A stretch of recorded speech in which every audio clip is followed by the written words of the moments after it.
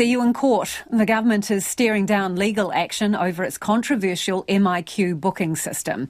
The test case was to be a pregnant woman with health complications who was denied an emergency allocation in managed isolation so she could get home to New Zealand for the birth. The matter was due in court this morning but will now be taken by another claimant after Bergen Graham was granted an emergency MIQ spot. The claim against the boss of MB and the Health Minister argues the MIQ system unreasonably breaches Kiwis' human rights, effectively preventing them from returning home. Among other things, it alleges there's insufficient MIQ spots available to New Zealand citizens, including those ring-fenced for emergencies. There's no mechanism to assess the merit of places being granted, for example, to foreign sports teams versus returning Kiwis. And the government has overstepped the law, pausing altogether the online booking system. Joining me now is Frances Joychild QC, who has worked on the case. Frances, to begin with, can you just give us an update? Bergen Graham, she wants to be the claimant. What has happened with her quest for a spot in MIQ? Well, after a very busy week last week pulling the case together, I should say with tremendous pro bono assistance from lawyers all over the globe and in New Zealand, we filed judicial review proceedings in the High Court on Monday. And on Tuesday, we were advised that Bergen's applications had been reconsidered and she'd be offered an MIQ voucher. She got the voucher yesterday and we've filed a notice of discontinuance of the legal claim today. Were you asked to discontinue when she was offered a voucher? Well, yes, that was part of the settlement. OK, so she didn't make another application. They came to you after they knew you were going to court? Yes, after we'd filed in court. Yes, which she'd already made 6 applications through the MIQ system and she had made 3 complaints. So 9 attempts to get supported, to get some common sense really on her claim. And we had no other choice in the end but to make this massive effort to get a claim into court, and it was resolved in 24 hours. Right. It is your expectation that this case will be taken up by someone else. So I just want to look at the detail of the case that you had researched and presented. You say it's an unreasonable breach of the New Zealand Bill of Rights. How so? Well, our claim, we had a number of claims, but one is that how the MIQ system itself is being operated at the moment is a breach of Section 18.2 of the Bill of Rights Act. And that says that New Zealand citizens have the right to enter New Zealand, effectively the right to come home. Now, the Bill of Rights Act allows you to intrude on that right, but only to the extent that there is no other option but to refuse entry, and the refusal has to be proportionate to what the government's trying to achieve. And basically, we believe the system is broken, and we argued that there's no prioritisation of New Zealand citizens over anyone else in the online system, and that won't be changing with the new portal arrangement. The vast majority of people who want to get to New Zealand, including its own citizens, have got to compete together for very limited spaces in the online system.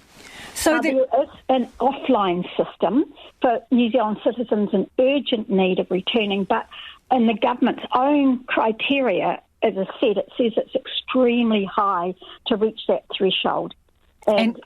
And Frances, even if you meet the criteria, this is another point that you make, even if you meet the criteria outlined, there is no guarantee of a place. Yes, that's absolutely right. So you can have the most dire personal need to get home, even for urgent medical treatment or whatever, and there is no guarantee you're going to be given an MIQ space. And, of course, currently the government's paused it, so there's no way any New Zealander can get into New Zealand at the moment through that mechanism. So basically there's massively inadequate space for New Zealand citizen urgent applications. And we also argued that there's no system of ranking applications according to merit. For example, at the same time the government was turning down New Zealanders with, hugely important needs to come back for compassionate or health reasons, it was handing out a large number of spaces in MIQ. In the time the 4 months Bergen kept trying to get a place, 70 foreign athletes and staff were approved to attend a mountain bike festival in Rotorua. 60 international competitors were approved to go to the Winter Games in the South Island. 800 Antarctic workers have been approved to go to Antarctic through New Zealand. And we've got a 22 strong British women's netball team. That's just a few. But we argued we've got New Zealand citizens who have a right to come back being pushed down for all these other situations. I mean, the argument wasn't against the Olympics or the Paralympics.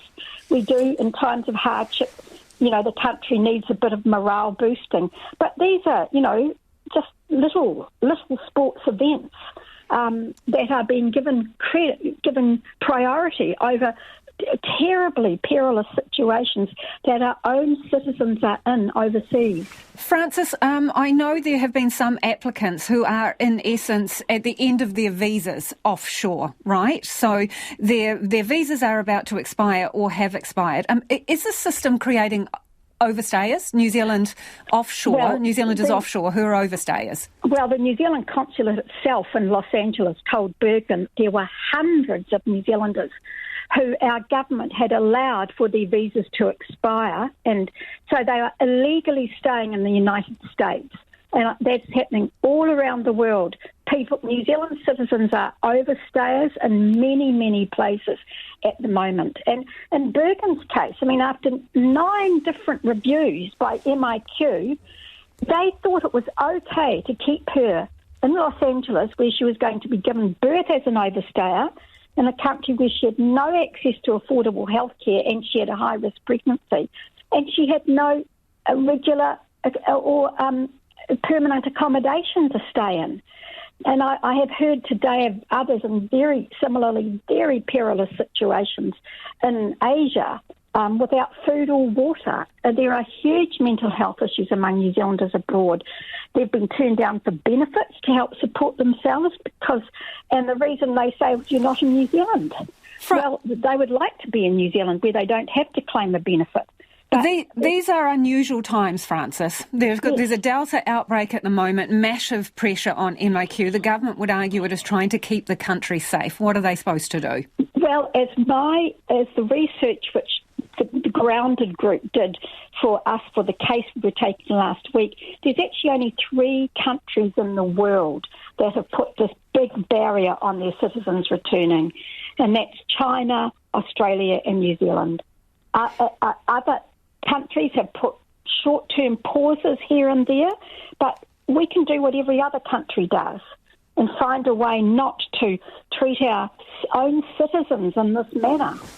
Given, Frances, that you had placed this matter before the court and it was due to, start that process, and all of a sudden your claimant is offered a place in MIQ, what conclusions do you draw from that? Well, obviously the government doesn't want to litigate this, but unless it does something very dramatic to restructure its entire system to give proper recognition to its citizens overseas who want to return, it is going to have a lot more cases. I'm sure of it. And do you believe that this case you have prepared will be taken by someone else? Well, it's there for anyone who wants to take it. Grounded have done a great deal of help with it, so I think they're in contact with a lot of people in perilous situations. So, my advice to the government is to sort it quickly.